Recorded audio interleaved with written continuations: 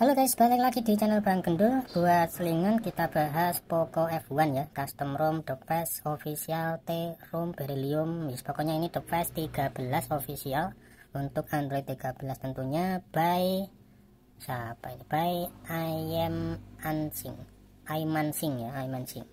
Oke, untuk sekilas seperti ini. Ini adalah salah satu custom ROM yang enak banget. Selama aku pakai Poco F1 ini udah beberapa kali ganti custom ROM dan menurutku ini bikin betah guys, karena lumayan stabil ya. Dari sekian banyak catatanku di sini, minusnya itu cuma dikit. Minus yang aku catat itu paling cuma ada 4, itu pun bisa dimaklumi ya, masih bisa aku terima guys. Oke, karena minusnya cuma dikit, aku jelasin dulu minusnya ya. Yang pertama itu soal CPU throttling. Jadi di sini dia pakai kernel ukuran segini ya. Seingatku nggak segini deh harusnya, tapi ini yang kebaca segini. Di kernel bawaannya waktu aku tes CPU throttlingnya itu baru sebentar dia udah turun kayak gini guys, selalu turun ya. Dan ini nanti bakal turun lagi menuju ke merah. Tapi menurutku ini kalau dipakai buat daily ini oke guys. Cuman kalau dipakai buat main game aku masih belum tahu ya, karena di sini aku belum pasang game.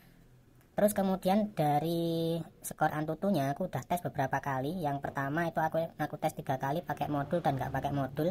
Ini yang nggak pakai modul ya, hasilnya 261. Kemudian aku pasangin beberapa modul itu untuk disable GPU apa disable thermal gitu guys. Itu malah nggak enak ya, malah nggak enak. Jadi ini kayaknya custom ROM ini kalau dipasangin modul aneh-aneh malah nggak cocok guys.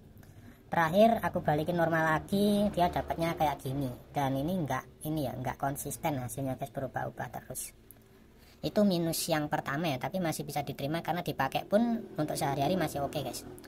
Kemudian di bagian sinyal di sini untuk preferred network tipe itu pilihannya mepet banget guys, cuman ada kayak gini doang buat ngunci jaringannya.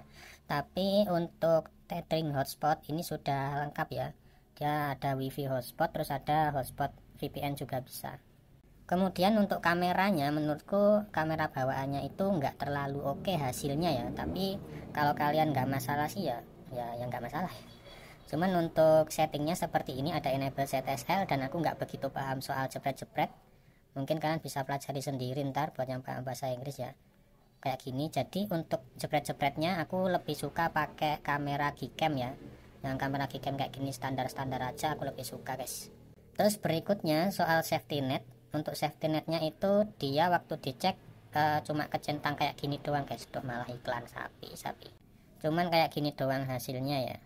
Karena di sini aku nggak ngerut. Tadinya aku urut tapi karena m-banking dan sebagainya jadi terpaksa aku undur dulu. Tapi untuk di Play Store itu kalau kita cek di bagian sini dia sudah tersertifikasi ya, sudah certified. Nah minusnya cuman itu sejauh ini. Sekarang kita bahas soal plus-plusnya ya. Yang pertama ya tadi untuk Play Store-nya itu sudah sertifikat. Kemudian untuk status barnya, status bar yang di bagian atas ini kelihatan guys ya, untuk speed internet, persentase baterai gitu. Tapi terkadang dia geser ke bagian notch-nya ya, jadi ketutup notch-nya, jadi nggak kelihatan. Itu terkadang. Cuman untuk fungsinya ini masih terbilang oke guys. Terus berikutnya di bagian audio ya, aku ini nyatetnya agak ngacak-ngacak gitu guys, jadi nggak urut nanti. Cuman untuk audionya ini oke banget karena ada Meson Enhancer, dan Meson Enhancernya ini presetnya udah ada bass booster ke bawah ya, biasanya kan cuma sampai metal tuh. Nah terus kemudian ada hi-fi, ini buat noise gitu ya, buat meredam noise apa gimana gitu. Terus ada selection, ada 4 pilihan seperti ini. Aku fungsinya nggak terlalu paham, ini mungkin kupingku yang kurang peka ya. Terus selanjutnya ada di navibar menu ya.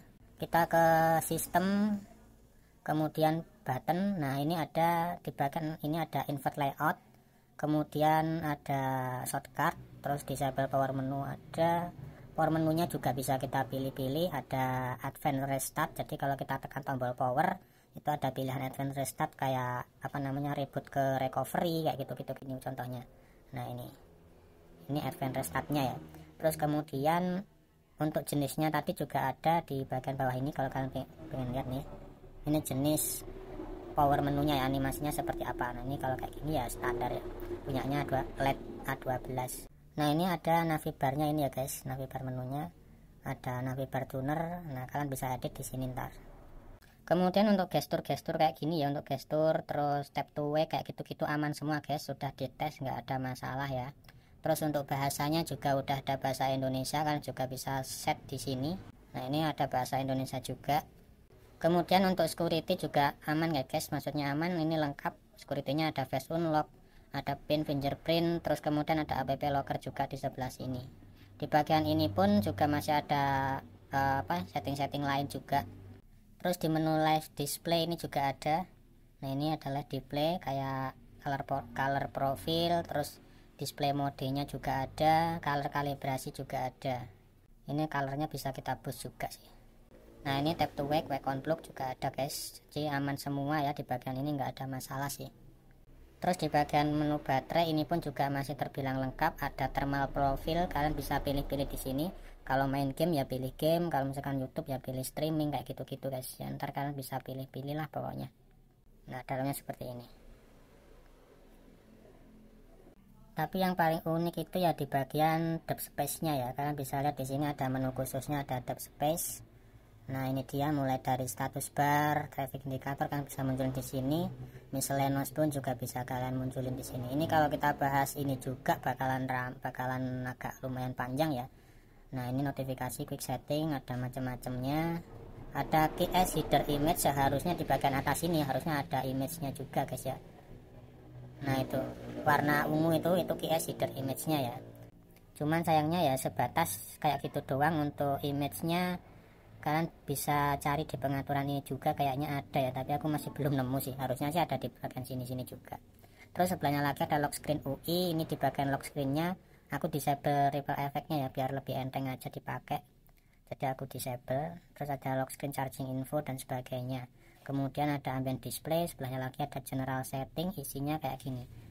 Unlimited Google Photo Storage, terus customisasinya kayak gini. Ini kayak icon-iconnya jenisnya kayak gimana, misalkan ini aku ubah untuk icon sinyal wifi nya seperti itu ya. Untuk jamnya seperti itu. Nah, model-modelnya seperti ini guys, sinyal-sinyalnya guys. Terus ada pulsa juga ya, kalian bisa setting buat yang suka pakai pulsa-pulsa gitu. Kalau aku sih nggak suka ya. Di menu apps ini ada game space sama ini guys, game space sama parallel space juga. Jadi kalian bisa bikin paralel aplikasi gitu ya. Di bagian ini game space nya menunya seperti ini. Di bagian ini menunya seperti ini. Untuk menu-menunya sebenarnya di bawah masih banyak, tapi aku sudah pilih-pilih yang aku rasa penting-penting aja buatku guys ya.